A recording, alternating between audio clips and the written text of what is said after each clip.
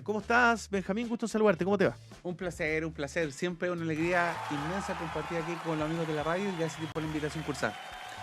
Hoy día vamos a hablar de un tema. Nosotros hicimos un pequeño prospecto hace un tiempo atrás sobre las elecciones. Ya se sabe quién es el próximo presidente de la República, José Antonio Kast, del Partido Republicano. Y más allá de lo que uno pueda pensar del candidato o no, la pregunta es hoy día cuáles van a ser los desafíos. Porque uno entiende que José Antonio Kast es una persona que proviene de la derecha conservadora, si se quiere, de esa derecha que en algún momento tuvo acercamientos con el gobierno militar, digamos, él mismo lo ha dicho. Pero más allá de eso, saber tú, desde tu perspectiva, desde cómo tú has ido investigando lo que tiene que ver con lo valórico, lo que tiene que ver con lo religioso, más el sentido político. ¿Cómo has visto tú esta elección? ¿Cómo la viste? Sí, bueno, primero señalar un saludo cariñoso a todos los auditores. Y yo dije la última vez que segunda vuelta era Kast cara y que Kast ganaba. Nunca pensé que por tanto. Sí. Eso sí, yo creo que... Sí, los puntos fueron... no faltará quien diga que no, que lo sabía, ¿no? Pero me parece que el puntaje fue significativo. Mira, yo creo que esa es una de las preguntas que tú me haces que está rondando en el eje imaginario del próximo gobierno, del mundo del análisis político y del mundo académico, y sin embargo no tratado, que es la dimensión política religiosa. Algunos dicen que pareciera ser que Kast, el mandatario electo, se habría moderado para una segunda vuelta y por consecuencia esta idea como de agenda valórica habría quedado un tanto relegada. Sin embargo, yo creo que más bien está ahí durmiendo, ¿no? Como la bella durmiente, y en cualquier momento entra y participa en los 90 minutos del partido de fútbol. Claro. Entonces, en ese sentido, yo creo que ahí hay grandes desafíos. Primero, y no por nada, en estas reuniones protocolares que vemos al mandatario electo, ya junto con Monseñor Chomalí. Ahí ya vemos una especie de guiño a la Iglesia Católica y qué es lo que piensa la Iglesia en torno a ciertas temáticas. Un segundo desafío, si de entrar a la conversación, creo que va a ser con las leyes que han estado ahí pendientes y si se hunden o sobreviven. Por ejemplo, la ley de eutanasia. ¿Se irá a ejecutar? ¿No se irá a ejecutar? Y lo tercero, de frentón, yo creo que va a ser un poco cómo va a funcionar su gobierno en materia valórica desde el punto de vista no solamente de la promulgación de leyes, sino también qué tanto poder iba a tener el dogma católico, ¿no?, en su próximo gobierno. Ese es un tema bien interesante porque, a ver, hay un tema que tiene que ver con lo valórico y, bueno, tú hace un tiempo sacaste un libro que precisamente habla de este tema. Habla de la separación de la Iglesia y el Estado, ¿no? Ah, claro, en septiembre, sí. Año 25 sí. a 25. Uno dice, bueno, hay mucha gente que es católica, que son cristianos, pero ¿qué tiene que ver eso con el trabajo, digamos, el trabajo derechamente de un país, ¿no? En el que uno tiene que, de cierta forma, sacarse un poco, y ahí me dirás tú si estoy en lo correcto o no, cuando una persona tiene un cargo público, hay varias cosas. El electorado que puede elegirte porque configura con tus ideas, porque probablemente son de un mismo sector, etcétera. Pero cuando estamos hablando de una autoridad que sin ir más allá es la autoridad más importante del Ejecutivo del país, ¿no? Uh-huh. Hay que dejar de lado el tema religioso, ¿no? ¿O tú crees que o vamos a ver ahora un desafío de José Antonio Kast de separarse un poco de esa lógica? Primero, su discurso duró bastante, su discurso en el podio después de haber sido electo el mandatario. Y podemos ver que hubieron frases que fueron de una u otra manera con mucha presencia religiosa. Entonces, de entrada, señalar que para el candidato electo la dimensión religiosa es sumamente importante. Por ejemplo, dijo, pido a Dios que me dé sabiduría. Pido a Dios que sea conmigo. Sea de sabiduría, que sea conmigo. Dios, todo es posible para los que creemos. Esas retóricas, esas narrativas propias del mandatario José Antonio Kast, recién electo, me parece que responden en lo que él es. Ahora, te quiero llevar un poco más profundo por la pregunta. El movimiento Schoenstatt, ¿no?, a cual pertenece José Antonio Kast, fundado en 1914, inicios del siglo XX, propio en el contexto de la Guerra Mundial, tú te das cuenta que es un movimiento que al parecer nadie lo conocía. Digo nadie entre comillas, porque claramente es conocido en el mundo de la investigación, la academia, pero lo popular, ¿no?, en la sociedad, lo popular no es masivo, pero resulta que tiene entidad educativa, colegio, tiene entidades que son de ayuda, diríamos, a instituciones de caridad. Y cuando tú vas viendo eso, tú dices, bueno, al parecer el presidente tiene una tendencia católica y va a ser un gran desafío. ¿Por qué? Por lo que tú planteas, porque el Estado de Chile, a partir de 1925, es laico. Está separado, donde toda expresión religiosa puede circular libremente. No es un Estado secular, sino que es laico, porque no hay una ausencia de religión, sino más bien hay una libertad religiosa, libertad de culto. Libertad de culto. Entonces, en esa entrada tú dices, bueno, aquí está complejo porque José Antonio Caz, parte de, en este caso, lo que es la oposición hasta hoy en día, en 2025, votó en contra, por ejemplo, de la identidad de género. Y quiere hacer mandatario Caz en torno a eso. ¿Qué va a hacer en torno, por ejemplo, al tema de la eutanasia? El movimiento LGTB, Q+, dijo hace poquito que se declaraba como, en esta idea como de alerta, ¿no? O sea, ¿qué va a haber un retroceso en esas políticas? ¿Irá a un avance? Entonces yo creo que el mandatario Caz la tiene sumamente complicada, porque si el Estado es laico, ¿realmente él irá a respetar eso constitucionalmente? ¿O las políticas públicas que se ejerzan también van a tener esa característica? Yo creo que hay una gran tensión por el momento. Lo último que quería preguntarte, porque quiero avanzar también a preguntarte por tus textos, porque para que la gente también aproveche a ver eso. ¿Cómo él va a poder separarse de cierta forma de lo que ocurrió, como por ejemplo, lo que fue bastante polémico, lo de Krasnov, por ejemplo? Este criminal, digamos, que está condenado por delitos de lesa humanidad, que está compitiendo, que está, digamos, está encarcelado en Putapeuco, y de la cual se vieron hace unos días un par de imágenes, como que se reivindica un poco eso a algunos digamos, adherentes. ¿Cómo va a salir esa polémica? Porque el tema de los indultos, que tiene que ver con la dictadura propiamente tal, hay gente que está bastante cansada del tema, porque se vuelve a hablar del mismo tema, se vuelve a poner en la palestra. Ese también será un desafío, ¿no? Las palabras dentro de la propia, o los acercamientos que ha tenido con estos nombres que fueron, digamos, agentes que torturaron a gente, digamos, mataron a personas. Ahí uno puede entrar en la discusión de si uno quiere creer o no algunas cosas, pero los hechos son los hechos y la historia es la historia, digamos, la memoria es la memoria. También ese es un eslogan que lamentablemente no envejeció muy bien, ¿no?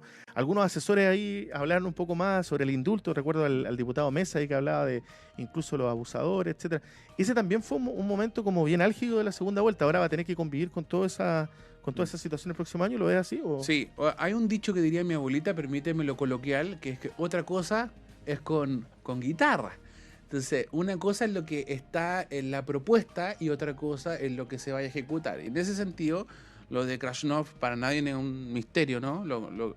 En torno a las intenciones que Caz ha promovido, lo que le interesa en torno a esto.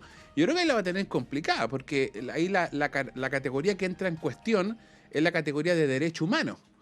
Porque él dice, bueno, mantener a una persona así en prisión, en esa condición de salud, en ese tipo de edad avanzada, es por definición lo menos humano, ha manifestado en lo posible.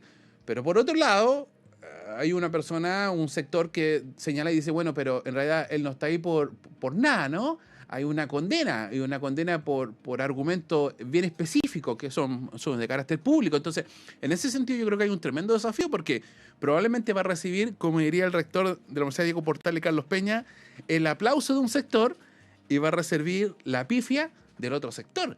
Entonces, ¿a quién quiere agradar Caz al final del día? Entonces, de una u otra manera, te vuelve a topar la dimensión de derecho humano, está muy, muy pegada por lo valórico.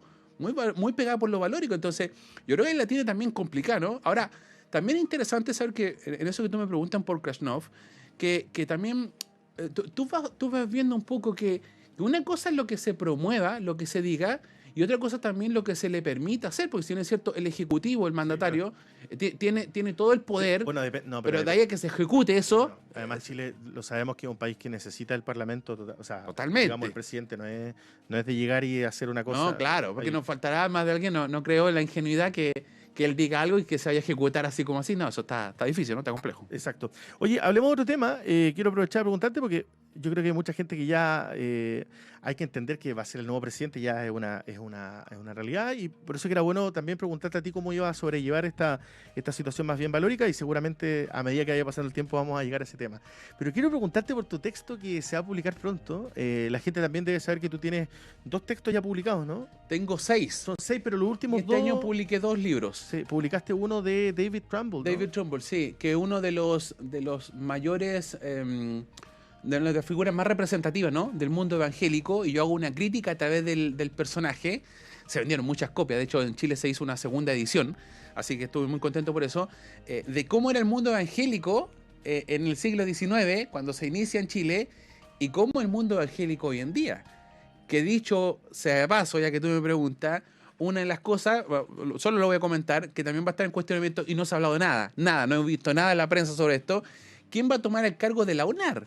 La Oficina Nacional de Asuntos Religiosos, que cada día más parece una oficina que no responde a necesidades religiosas y más bien una idea como de proselitismo político. Y ahí va, porque la llamaban bancada evangélica, ¿no? ¿Hace cuánto tiempo está de moda la bancada evangélica? Entonces, claro, efectivamente hago una crítica a través del personaje, cómo era el inicio del mundo evangélico protestante en el 19, cómo es hoy en día, y la separación Iglesia-Estado, que este año se conmemora los 100 años, para ver realmente si hay tolerancia religiosa en Chile, hay libertad religiosa. Dicho sea de paso, entre paréntesis, los candidatos presidenciales electos promueven una libertad religiosa, una tolerancia religiosa. Efectivamente, sí, son mis últimos 2 textos que me tienen muy contento, ¿no? Y ahora estás haciendo el de... Historia de la Iglesia Evangélica en Chile, de 1810 al 2024. ¿Y qué es un compendio? ¿Es un repaso histórico? Es un repaso histórico, se llama Breve Historia de la Iglesia Evangélica Protestante en Chile, Ideas, Influencia y Legado. Y ahí estás participando con más gente, ¿no? No, es un libro de autoría propia, Ya. totalmente. Me llevó cerca de 3 años y fracción. Estamos a un paso, no lo puedo decir por términos de contrato aún, si no me matan. ¿Con qué me lo va a publicar? Una editorial bastante grande a nivel internacional, así que eso me tiene muy contento. Y principalmente lo que trato de retratar es algo que esboza, obviamente, lo más que ella lo hace de una mirada más periodística, no historiográfica como yo, que fue Monkeberg, ¿no? María Elena Monkeberg, que hace poco publicó un texto por el sello editorial Debate, de Random Penguin, sobre un poco qué pasa con la idea del poder en lo evangélico. Y cuando tú miras esto, tú dices, bueno, la encuesta Pulso, ¿no? Pulso, déjame corroborar, no creo que no era Pulso, era la encuesta Panel Ciudadano, perdón, de la Universidad del Desarrollo, para los amigos de la Universidad del Desarrollo, publicó señalando de que a propósito de la candidatura de Kast, había un alto porcentaje de que Kast saliera electo, pero también por un voto significativo del mundo evangélico. Ah, mira, es una primera interrogante que yo abordo en este nuevo libro, que espero que esté disponible a partir de abril para todos quienes nos escuchan. La idea del poder que tiene la presencia evangélica en Chile. Parece que no son 4 disidentes que andan dando vueltas, dando gloria a Dios y tocando su arpa, sus cosas. No. Parece que vemos cada día más preponderancia y ¿por qué no decirlo, no? Teniendo un rol político. Entonces, el libro habla un poquito acerca de eso. Hoy día apareció la denominada bancada evangélica, ¿no? La bancada evangélica. ¿Qué bancada evangélica? Bueno, ahora cambió un poco, ¿no? Ahora cambió un poco la configuración, ¿no? Sí, aunque tú dices, bueno, el cambio parece ser como el formato, ¿no? Pero la esencia sigue siendo la misma. Ahora, por definición, la política se trata de poder. Así diría Maquiavelo, uno de los grandes teóricos políticos de Estado. No se trata esto de como estar agradando a las personas. No, esto se trata de poder, es la lucha del poder. Y yo creo que la Iglesia en ese sentido tiene un tremendo poder, y yo creo que Kast ha sabido leer muy bien esa lectura, déjame decir eso, ¿no? Ha sabido leer muy bien, tocar muy bien la tecla, así como en algún momento en la constituyente se sobreexageró la tecla identidad de grupo o de minoría, en este caso étnicas, así también yo creo que Kast ha sabido muy bien identificar y colocar muy bien el dedo en la tecla de lo que tiene que ver con la presencia religiosa en Chile. Y no solamente carácter religioso católico, como es la corriente a la cual pertenece, sino también muy ecuménico, ¿no? El mundo evangélico cada día tiene más presencia en nuestro país. Oye, qué interesante. ¿Cuándo eso va a estar listo, Benjamín? Probablemente entre abril y mayo. Hago un recuento de toda la iglesia evangélica en Chile y como académico investigador me corresponde mostrar, no de manera sesgada a alguien, beneficiar. Van a haber probablemente mucha gente que no me va a querer, porque doy nombre de varias personas con investigación, ¿no? Con datos duros, no es una opinión al voleo, no, con datos duros, y mostrar, ¿no? La realidad, cómo se fundó, cómo eran, y parece ser que hoy día el evangélico está más preocupado de legalizar en el Congreso con la Biblia ciertas cosas, tener presencia en lo político, y parece que ese mundo como de predicación, el trabajo como realmente evangelístico, como que ha quedado un poco desfasado, ¿no? Solo para algunos. Me parece que eso está re interesante. Eso ya es el mes de... Abril o mayo. Abril Abril o y mayo 2026, que sin duda lo vamos a estar publicitando, ¿no? Por Sí, todos lados.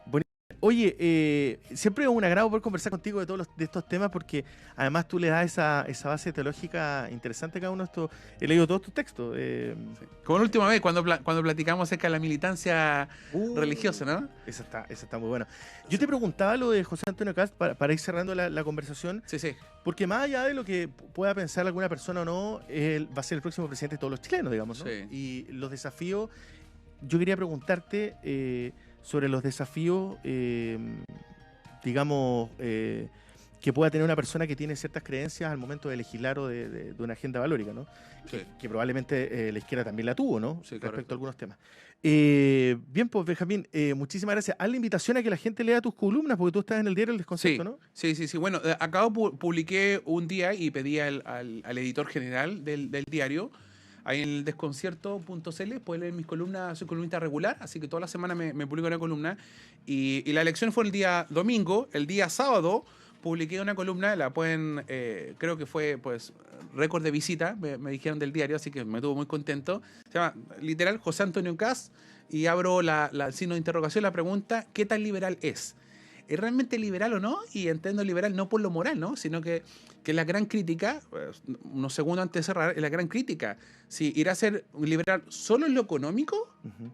irá a ser liberal también en lo valórico. Esa es tu última columna, ¿no? Claro, ¿qué tan liberal es? ¿A qué liberalismo político adscribe? ¿Cuál es la concepción de filosofía política a la cual adscribe? ¿Va a ser en base a una pretensión dogmática religiosa para legislar sobre ciertas cosas? O sea, el diputado Vlado Milosevic de 2014, que viene con la idea de la eutanasia, y se acaba al parecer de como caer la idea, y va a aparecer recién para el gobierno del presidente Kast. Entonces uno mira y uno dice, bueno, a parecer hay varios tópicos ahí sobre la mesa, ni hablar de adopción homoparental, ni hablar de legalización de las drogas, etcétera, etcétera, etcétera. Entonces yo creo que está complicado, y el tema valórico siempre parece ser que puede ser una piedrecita o puede ser la piedra gigante que esté en el zapato. Veremos cómo dentro de los próximos meses. Benjamín, te mando un abrazo, a la distancia por la radio. Ojalá que la gente te siga, @ Benjamín Escobedo. BenjamínEscobedo.cl. Ahí está todo. Ahí pueden ver mi material, mis columnas, mi entrevista y la disposición también de mi material, mi libro. Un gusto, un placer siempre conversar contigo, Mario. Bien, muchas gracias, Benja. Un placer. Iremos a la pausa.